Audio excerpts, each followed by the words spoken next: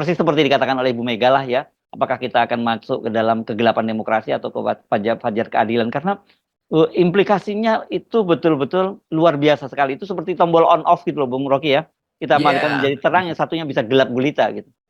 ya itu metafor yang bagus. Tombolnya sekarang atau on atau off itu. Ya. Tidak mungkin ada separuh terang dan separuh gelap tuh. Atau Anda matikan atau Anda hidupkan harapan tentang keadilan. Dan Ibu Mega membaca lebih awal dan dia hidupkan tombol on supaya cahaya keadilan itu dilihat oleh seluruh negeri kan. Sebetulnya itu poinnya tuh.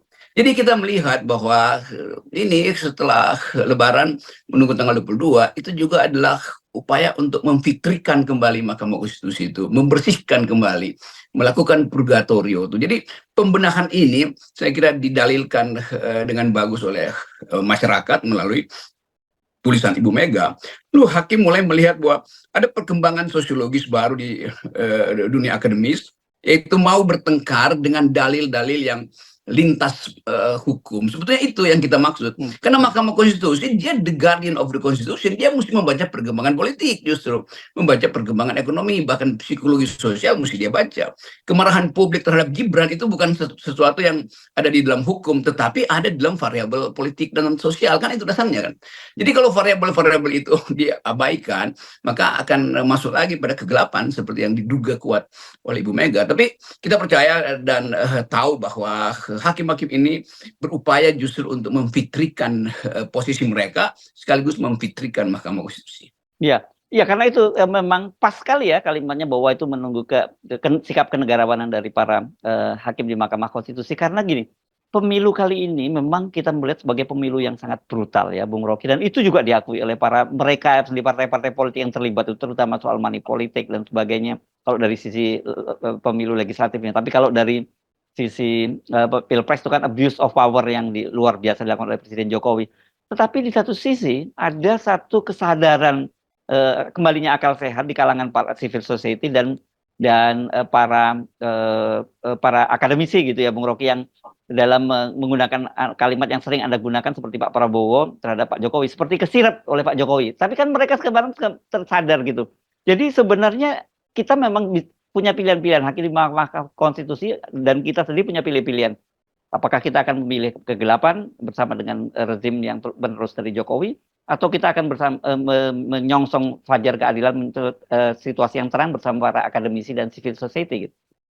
Ini selalu ada momentum yang sangat kritis untuk menghasilkan kembali keadilan tuh, dan seringkali momentum itu tidak disadari oleh mereka yang sekedar membaca undang-undang, tidak membaca perkembangan zaman kan. Jadi kalau kita dalilkan misalnya bagaimana misalnya konstitusi Rusia itu berubah-ubah mengikuti perkembangan atau tahapan sosialisme tuh.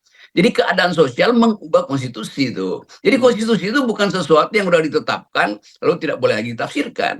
Perkembangan sosial justru membuat kita mampu untuk menafsirkan keadaan. Nah, balik lagi pada kemampuan lawyer-lawyer yang memang cuma membaca undang-undang. Jadi dia sebetulnya bukan lulus dari fakultas hukum.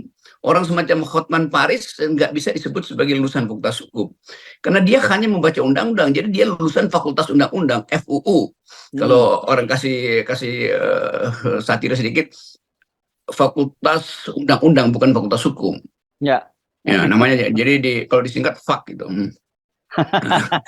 Tapi kita mau bermain-main sebetulnya dalam upaya untuk menghasilkan satu modus keadilan yang baru tuh, yang memungkinkan bangsa ini tumbuh secara beradab. Kan itu dasarnya itu. Bagaimana misalnya partai buruh di Inggris itu mengubah konstitusinya, mengubah undang-undang dasar partainya dari perjuangan kelas pergi pada perjuangan parlemen, karena ada desakan intelektual bahwa pertengkaran itu sebaiknya dibawa ke parlemen, jangan dibawa ke jalan dalam bentuk revolusi misalnya tuh. Jadi perkembangan-perkembangan ini menunjukkan bahwa hukum itu hidup. Jadi bukan sekedar sekali lagi ya undang-undang bilang begini, ya kalau undang-undang bilang begitu terus buat apa Anda berpendapat? Karena pendapat Anda tidak ada karena sekedar mengutip undang-undang. Jadi hukum berkembang karena perbedaan pendapat. Nah, perbedaan pendapat itu bukan perbedaan tentang tafsir undang-undang, tapi perbedaan untuk melihat kemungkinan di depan melakukan pembaruan hukum. Nah, itu yang disebut sebagai cara membaca hukum secara progresif. Saya sudah lama banget nggak pulang kampung. Alhamdulillah, tahun ini saya bisa dapat mudik. Ya, tadi saya singgung tadi, kalau yang legistis gitu ya, legal formal, mereka akan Yes. selalu mendasarkan pada soal kepastian hukum gitu ya. Kepastian hukum itu ya artinya apa yang tertera dalam undang-undang itu harus dijalankan. Tetapi di satu sisi kan sebenarnya hukum tadi kita singgung itu sebagai untuk memenuhi rasa keadilan masyarakat. Jadi ketika ini memang dilema yang dihadapi oleh dunia hukum gitu antara rasa keadilan masyarakat dan perkembangan masyarakat serta soal kepastian hukum tadi. Saya kira inilah tugas dari para dewa gitu Ibu Megawati menyebutnya ya, 8 dewa di Mahkamah Konstitusi itu untuk memutuskan bagaimana dia bicara pada nuraninya, bukan hanya bicara pada yang legal formal tadi. Betul, Ibu Mega menangkap betul satu dalil di dalam pengadilan bahwa apapun buktinya, bahkan ketika bukti itu udah evidensial, tapi kalau hakim tidak punya keyakinan terhadap bukti itu, dia bisa tolak. Betul? Itu yang namanya hati nurani hakim tuh. Hakim itu mewakili semacam wisdom dari langit untuk memutuskan keadilan.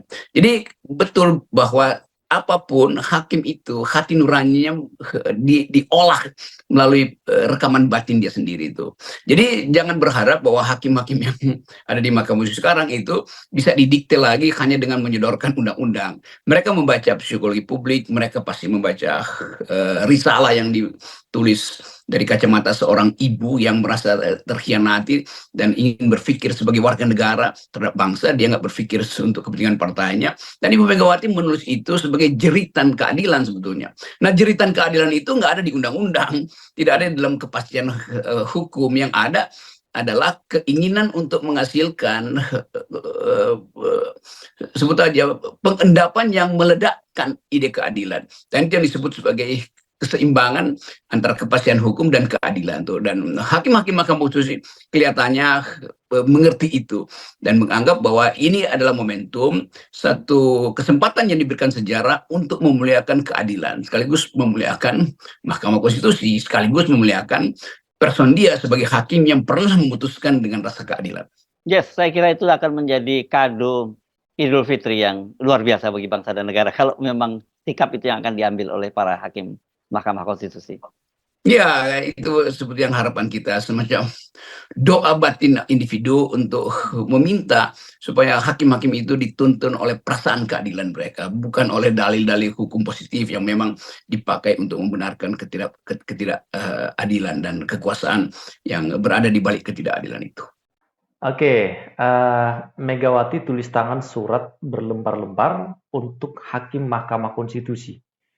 Teman-teman, Mahkamah Konstitusi, kita tunggu keputusan yang akan dibuat dalam beberapa waktu ke depan, tepatnya tanggal 22 ya.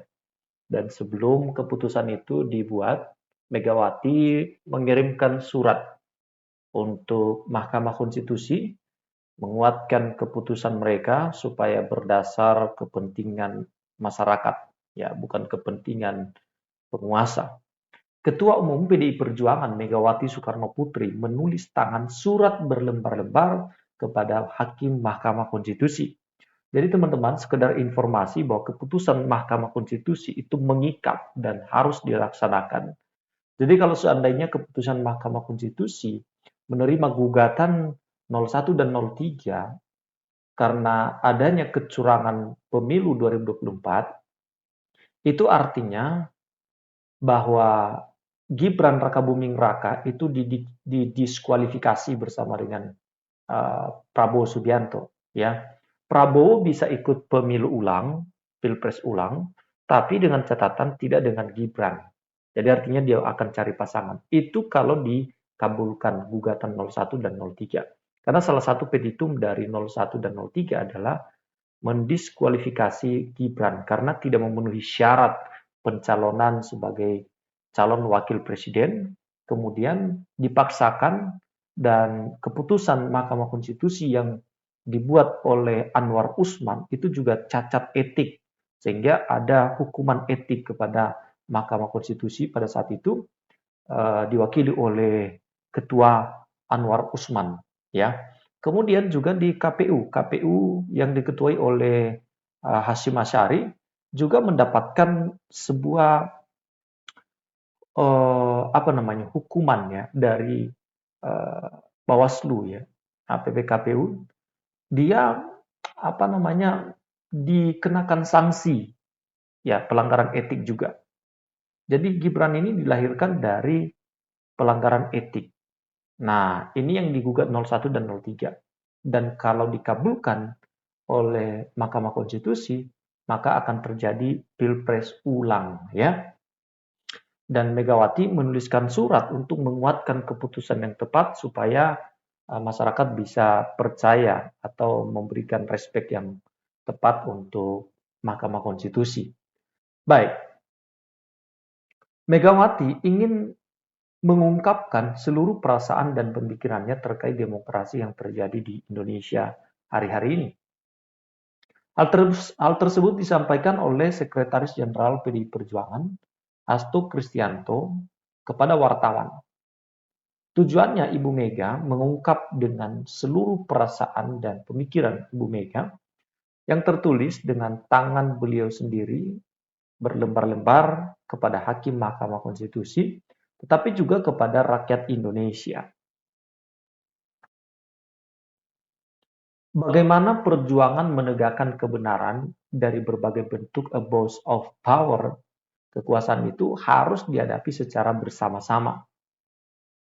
Tidak hanya memberikan pandangan untuk demokrasi Indonesia, Hasto menuturkan Megawati juga memberikan apresiasi kepada berbagai pihak yang ikut menyuarakan sikap sebagai sahabat pengadilan untuk sidang perselisihan hasil pemilu Pilpres 2024. Dan Bu Mega juga memberikan apresiasi kepada para guru besar, tokoh-tokoh, civil society yang mereka ya ikut menyuarakan sebagai sahabat pengadilan, ujar Hasto. Maka Ibu Mega menulis sebagai seorang atribusi ini menunjukkan bahwa apa yang Ibu Mega sampaikan itu betul-betul sebagai harapan terbaik agar Hakim Mahkamah Konstitusi dapat mengedepankan sikap kewarganegaraan. Mahkamah Konstitusi akan memutus perselisihan hasil pemilu umum untuk Pilpres 2024 pada 22 April. Ya, sebelumnya Mahkamah Konstitusi sudah menggelar sidang yang dihadiri oleh pihak pemohon, termohon hingga pihak-pihak terkait. Masing-masing pihak dari paslon di Pilpres juga diberi kesempatan oleh Mahkamah Konstitusi untuk membawa saksi dan ahli. Tidak hanya itu, Mahkamah Konstitusi juga memanggil 4 menteri di Kabinet Indonesia Maju untuk mengetahui yang terlibat dengan perihal bantuan sosial. Keempat menteri itu adalah Menteri Pembangunan Manusia dan Kebudayaan PMK Muhadjir Effendi, Menteri Koordinator Bidang Perekonomian Airlangga Hartarto, Menteri Keuangan Sri Mulyani, dan Menteri Sosial Ibu Risma Maharini. Oke.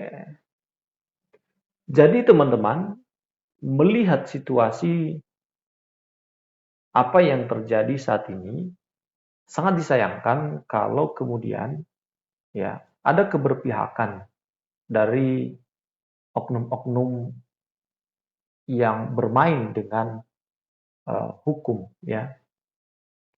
Opini Ketua Umum Partai Demokrasi Indonesia Perjuangan (PDIP) Megawati Soekarno Putri terkait proses sidang sengketa hasil pemilihan Pilpres atau Pilpres 2024 pemilihan presiden dianggap bukan tekanan bagi Mahkamah Konstitusi tapi menguatkan. Ya, itu merujuk bahwa Ibu Megawati tidak membenci pengadilan dan tidak mengintimidasi kan. Dia ingin mengatakan, wahai pengadilan, aku ini menyuarakan kebenaran dan kebenaran juga kau miliki, kata dosen Fakultas Hukum Universitas Hasanuddin, Profesor Hadim Wahudin. Menurut mantan Menteri Hukum dan Hak Asasi Manusia, opini dari Megawati Soekarno Putri memberi pesan bahwa dia sangat berharap supaya MK bisa menjadi benteng penjaga kebenaran dalam sengketa hasil Pilpres 2024. Dia kan membayangkan Mahkamah Konstitusi itu sebagai hakim adalah kenegarawan, ya, kenegarawanan yang dituntut, statesmanship itu yang dituntut, dan dia memberikan 4 kriteria untuk menjadi negarawan itu. Jadi jelas sekali, kalau dia mengintimidasi, mengancam, dia tidak memberi kriteria. Dia hanya akan katakan, Kalau Anda tidak lakukan ini, maka, nah itu dia. Iya kan?